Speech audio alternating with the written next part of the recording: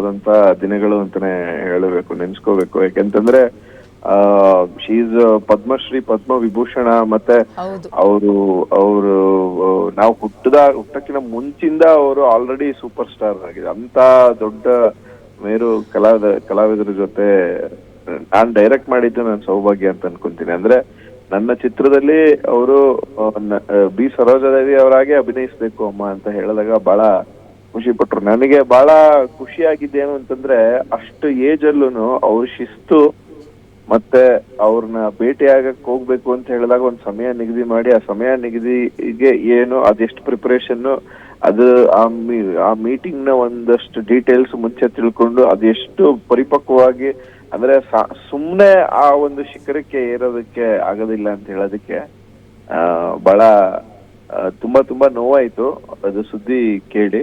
And ತುಂಬಾ ಜೊತೆ ಅದೊಂದು ನಿಜವಾಗ್ಲೂ ಗ್ರೇಟೆಸ್ಟ್ ಎಕ್ಸ್ಪೀರಿಯನ್ಸ್. ಮತ್ತೆ ಅವ್ರಿಗೆ ಅಪ್ಪು ಸರ್ಗೆ ಇದ್ದಂತ ಒಂದು ಬಾಂಧವ್ಯ, ಅಂದ್ರೆ ನಾವು ಅದೊಂದು ರೀಕ್ರಿಯೇಟ್ ಮಾಡಿದ್ವಿ. ಒಂದು ಕಣ್ಣಿಗೆ ಕಾಣುವ ದೇವರು ಎಂದರೆ ಅಮ್ಮನ ತಾನೆ ಅನ್ನೋ ಒಂದು ಸಿಚುಯೇಷನ್ ನ ರೀಕ್ರಿಯೇಟ್ ಮಾಡಿದ್ವಿ.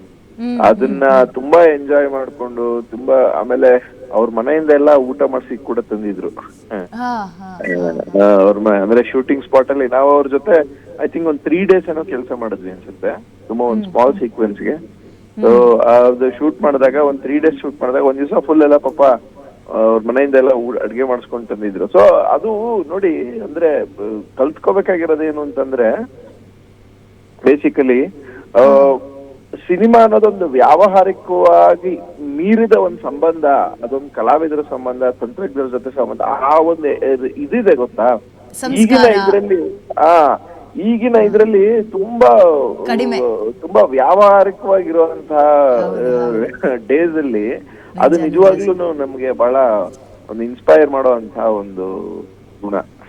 ನಿಜ ಸರ್, ನಿಜ ಸರ್, ನಿಜ ಸರ್. ನಾನು ಸರ್ ಈ ಸಂದರ್ಭದಲ್ಲಿ ಯಾರನ್ನು ತೆಗಳಕ್ ಹೋಗಲ್ಲ, ಬಟ್ ಒಂದನ್ನ ನಾನು ಹೇಳಬೇಕು. ಮೇಡಮ್ ಅವರು ಚತುರ್ಭಾಷೆ ನಟಿ ಅಂತ ಕರೆಸ್ಕೊಂಡಂಥವ್ರು. ಅಂದರೆ ಕನ್ನಡ ಮಾತ್ರ ಅಲ್ಲ, ತಮಿಳು, ತೆಲುಗು, ಹಿಂದಿಯಲ್ಲೂ ನಟಿಸಿ ಸೈ ಅನ್ನಿಸ್ಕೊಂಡ್ರು. ಕನ್ನಡದ ನೆಲವನ್ನು, ಕನ್ನಡದ ತನವನ್ನು ಬಿಟ್ಕೊಡ್ಲಿಲ್ಲ. ಬಟ್ ಇತ್ತೀಚಿನವ್ರು ಹಾಗಲ್ಲ. ಇಲ್ಲಿಗೆ ಅಲ್ಲಿ ಎಲ್ಲರೂ ಒಂದು ಚಿಕ್ಕ ಅವಕಾಶ ಸಿಕ್ಕರೂ ಕೂಡ ಹಾರ್ಕೊಂಡು ಹೋಗಿ ಈ ಕಡೆಗೆ ಬಾಯ್ ಬಾಯ್ ಅಂತ ಮಾಡಿದವ್ರು ಇದ್ದಾರೆ. ಅಂಥವ್ರಲ್ಲಿ ಇಂಥ ಕಳ್ಕೊಂಡ್ವಲ್ಲ, ಇಂತಹ ಒಂದು ವಜ್ರವನ್ನ, ಚಿನ್ನವನ್ನ, ಅಪರಂಜಿನ ಅನ್ನುವಂಥದ್ದು ಬಹಳ ನೋವಾಗುತ್ತೆ. ಅಂದ್ರೆ ನೋಡಿ, ಅಂದ್ರೆ ಸಾಧನೆ ಮಾಡಿದಷ್ಟು ಅವ್ರದ್ದು ಹಂಬಲ್ ಆಗ್ತಾ ಹೋದ್ರು. ಅವ್ರಿಗೆ ಹೇಳ್ತಾ ಇದ್ರಲ್ಲ, ರಾಜ್ಕುಮಾರ್ ಸರ್ದು ಎಕ್ಸಾಂಪಲ್ ಕೊಟ್ಕೊಂಡು ಹಲವಾರು ಇನ್ಸಿಡೆಂಟ್ಗಳು ನಾವೆಲ್ಲ ಸ್ವಲ್ಪ ಶಾರ್ಟ್ ಮಧ್ಯ ಬ್ರೇಕ್ ಇದ್ದಾಗ ಹಿಂಗೆ ಕೇಳ್ತಾ ಇದ್ದಾಗ ಹೇಳ್ತಾ ಇರ್ತಿದ್ರಲ್ಲ. ಸೊ ಅಂದ್ರೆ ಆ ವಿನಯ, ಆ ಇದು ಬರೋದಕ್ಕೆ ಕಾರಣ ಏನಂತಂದ್ರೆ, ಇದು ನಥಿಂಗ್ ಇಸ್ ಪರ್ಮನೆಂಟ್ ಅನ್ನೋ ಒಂದು ಅದು ಇದೆಯಲ್ಲ, ಅದು ಬಹುಶಃ ಅದು ಕಾಲಕ್ರಮೇಣ ಅರ್ಥ ಆಗ್ತಾ ಹೋಗುತ್ತೆ ಅನ್ಸುತ್ತೆ. ನಿಜ ನಿಜ ಸರ್, ನಿಜ ಸರ್, 100% ನಿಜ ಅದು. ಥ್ಯಾಂಕ್ ಯು ಇಷ್ಟೊತ್ತು ಗ್ಯಾರಂಟಿ ಮಾತಾಡಿದ್ದಕ್ಕೆ.